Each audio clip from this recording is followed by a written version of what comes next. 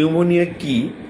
জ্বর, সর্দি, কাশি, শ্বাসকষ্ট মিলে নিউমোনিয়া। বিশেষ করে জ্বরের সঙ্গে শ্বাসকষ্ট, কাশি, এই তিনটা সিমটমস খুব গুরুত্বপূর্ণ।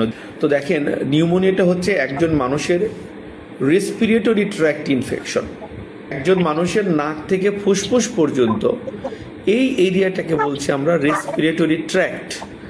আর এই এরিয়ার মাঝে যদি কোনো ইনফেকশন হয় তখন সেটাকে আমরা বলবো respiratory tract infection. Acute respiratory tract infection কথার অর্থ হচ্ছে হঠাৎ করে শ্বাসতন্ত্রে ইনফেকশন হওয়াটাই হচ্ছে অ্যাকিউট রেসপিরেটরি ট্র্যাক্ট ইনফেকশন। সুস্থ মানুষ হঠাৎ করে আপনার জ্বর, শ্বাসকষ্ট, কাশি শুরু হয়ে গেল, that is acute respiratory tract infection. Chronic respiratory tract infection সেটা কোনটা? ওই যে অ্যাজমা, হাঁপানি রোগ, ওটা কিন্তু দীর্ঘমেয়াদী রোগ, দীর্ঘস্থায়ী রোগ, দিনে দিনে ডেভেলপ হয়। আর এই নিউমোনিয়াটা হচ্ছে অ্যাকিউট প্রবলেম, হঠাৎ করে হয়, ঠান্ডা লেগে প্রবলেম হলো বা কোনো অনিয়ম, কোনো কিছু কোনো না কোনো কারণে হয়ে যায়। তো বলা হচ্ছে নিউমোনিয়া এক ধরনের অ্যাকিউট রেসপিরেটরি ট্র্যাক্ট ইনফেকশন। সাধারণত 0 থেকে 5 বছর বয়সী বাচ্চাদের এই রোগটা বেশি হয়ে থাকে। সিমটমস বা উপসর্গ কি কি দেখেন? ফিভার বা জ্বর, সর্দি বা রাইনাইটিস, কফ বা কাশি, রেসপিরেটরি ডিস্ট্রেস বা শ্বাসকষ্ট। এই যে সুস্থ বাচ্চা হঠাৎ করে গায়ে জ্বর, কাশি, শ্বাসকষ্ট, সর্দি, তার খেলাধুলা, মুভমেন্ট, নড়াচড়া কমে গেছে, এগুলো কিন্তু নিউমোনিয়ার লক্ষণ।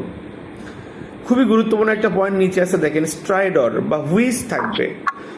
একটা স্টেথোস্কোপ নিয়ে বাচ্চার যদি বুকে ধরেন, বুকের মধ্যে ঘ ঘ স স শব্দ পাবেন।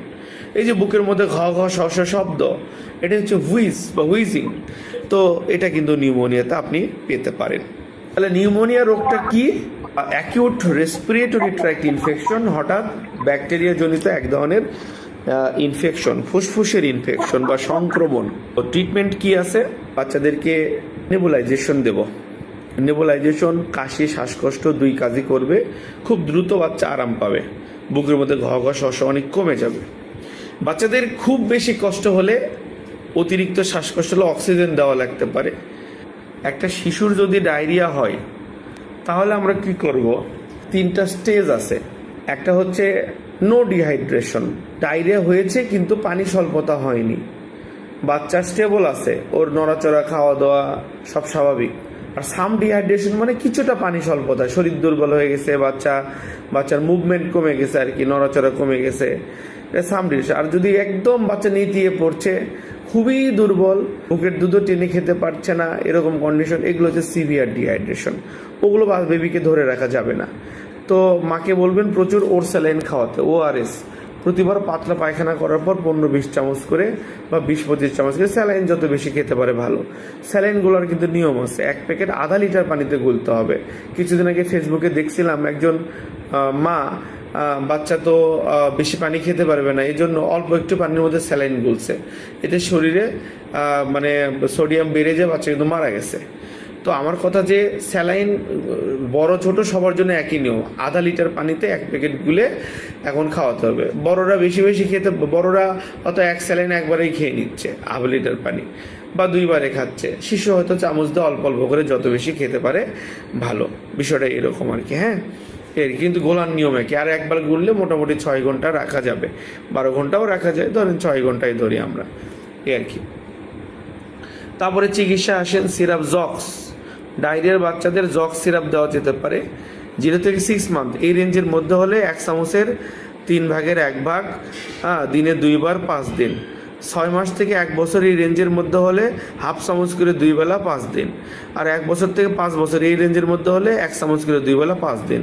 5 বছর বা 6 বছর উপরে হলে প্রতিদিন 1.5 চামচ করে 2 বেলা 5 দিন দিবেন 12 বছর পর্যন্ত। এই 2টা ঔষধ, এই যে জক্স আর এই যে অ্যাজিথ্রোমাইসিন, এই 2টা এই একই নিয়মে ডোজিং করবেন। জক্সও তাই দেবেন, এটাও তাই দেবেন। তাহলে ওরসালাইন খাওয়ান, সিরাপ জক্স দেন, অ্যান্টিপ্রোটোজোয়াল মেডিসিন ওই যে মেট্রোনিডাজোলের পরিবর্তে জক্স, নিরাজক্সানাইড। কিন্তু এখানে একটা কথা আছে বাবা, সেটা হলো কি যে এই যে জক্স কিন্তু 3 দিনের কোর্স, একই ডোজে দেবেন। অ্যাজিথ্রোমাইসিন কিন্তু 5 দিনের কোর্স, আর এই যে জক্স বা নিটাজক্সানাইড এটা কিন্তু 3 দিনের কোর্স। এই একই নিয়মে 3 দিন দিতে হবে। 3 নম্বর যে ওষুধটা আছে এন্টারোজার্মিনা প্রোবায়োটিক মেডিসিন, এটা সকালে একটা অ্যাম্পুল, রাত্রে একটা অ্যাম্পুল, এগুলো প্লাস্টিকের অ্যাম্পুল। এটা অ্যাম্পুলের মুখটা ভেঙে ওই যে ওর মধ্যে পানির মতো ওষুধ থাকে, মাথাটা মোচর দিয়ে ভেঙে সকালে এক অ্যাম্পুল খাওয়াবেন, বিকেলে এক অ্যাম্পুল খাওয়াবেন। সব বয়সী বাচ্চাদের একই নিয়ম। এগুলো প্রোবায়োটিক দ্রুত ডায়রিয়াটা কারেকশন করবে। আর যদি কোনো কারণে এন্টারোজার্মিনা না পান, স্কয়ারের প্রোবায়ো স্যাসেট পাওয়া যায় 1 গ্রামের। এটা প্রতিদিন একটা করে স্যাসেট পানির সাথে গুলে গুলে খাওয়াবেন। এভাবে 3 দিন খাওয়ান, 5 দিন খাওয়ান, এরকম আর কি। আর ওই যে বাচ্চাদের ডায়রিয়ার বাচ্চাদেরকে জিঙ্ক সিরাপ দেওয়া হয়। বাচ্চাদের বয়স যদি 6 মাসের নিচে হয়, আপনি ওই হাফ চামচ করে 2 বেলা দিচ্ছেন, সামান্য কম বেশি হলে তো ক্ষতি নাই। আর 1 বছরের উপরে হলে যে 1 চামচ করে 2 বেলা দেন। আবার তারপরে ধরেন 2 বছরের উপরে গেছে তখন 1.5 চামচ করে 2 বেলা দেন, এইরকম আর কি।